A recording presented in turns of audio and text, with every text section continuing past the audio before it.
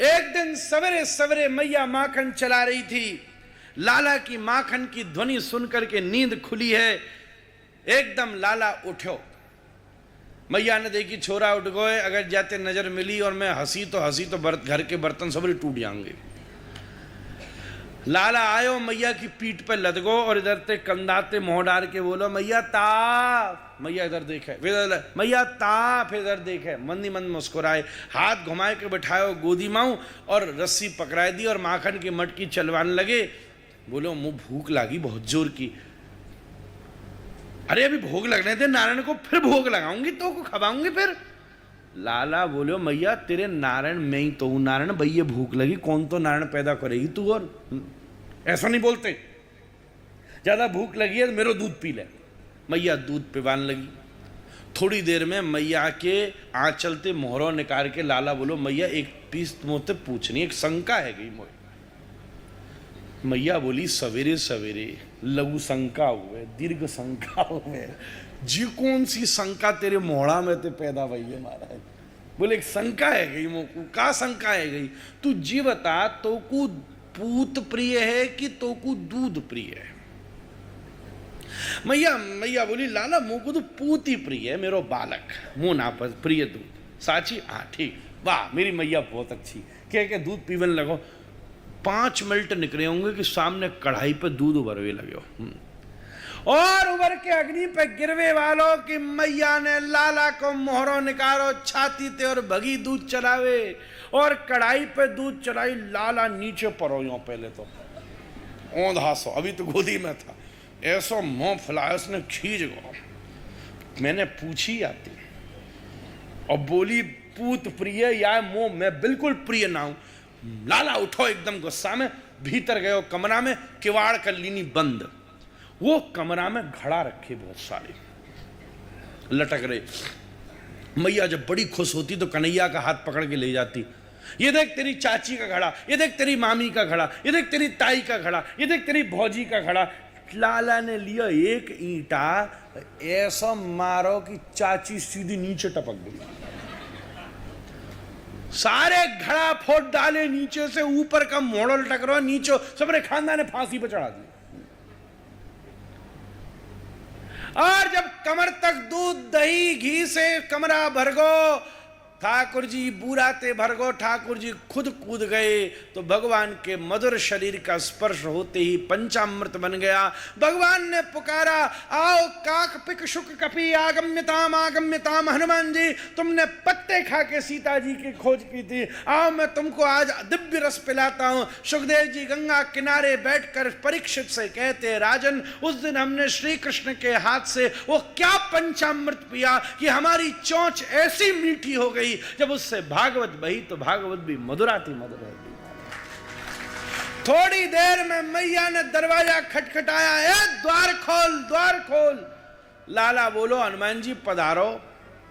तुम क्या सोच रहे हो यहां दक्षिणा में डंडा मिलेंगे मैया के? भगो। जैसे ही समरो कमरो खाली भयो, नाली पे लगी हुई डांट लाला ने हटाई और जैसे ही हटाई तो पंचामृत नालियों में बहने लगा। जिस ब्रह्मानंद की एक बूंद के लिए बड़े बड़े योगी 10-10 हजार साल की हिमालय पर समाधियां लगा रहे हैं, आज उस ब्रह्मानंद के महासमुद्र गोकुल की नालियों में बह रहे। ये ब्रज का दिव्य सौभाग्य स्वरूप है। इसकी रसमोर्धता को अनुभव करना साधारण बुद्धि का प्रवेश नहीं है महाराज। आहा, लाला कमरा की साकर खोर के भगो और पीछे भगी मैया। आगे लाला पीछे मैया, मैया की पकड़ में ना आवे। क्यों? क्यों? श्रीधर स्वामी पाद टीका में वर्णन कर,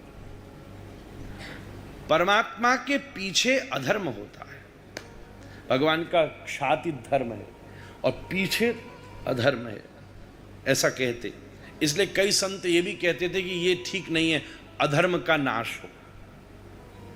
ये जो बोलते ना धर्म की जय हो, अधर्म का नाश हो ना, क्योंकि शास्त्र में वर्णन है कि अधर्म भगवान की पीठ है। तो कहते ना पीठ में डंडा मारोगे। एक शब्द ये भी है, अधर्म का परिवर्तन हो, अधर्म में परिवर्तन हो। अधर्म की एक प्रकार से अधर्म में धर्म स्थापित हो। कुछ भी शब्द बनाओ, कई लोग इस पे सहमत नहीं थे कि नाश शब्द नहीं बोलना चाहिए। मैया पीछे पीछे भाग रही थी और पीछे क्या था? पीठ, अधर्म।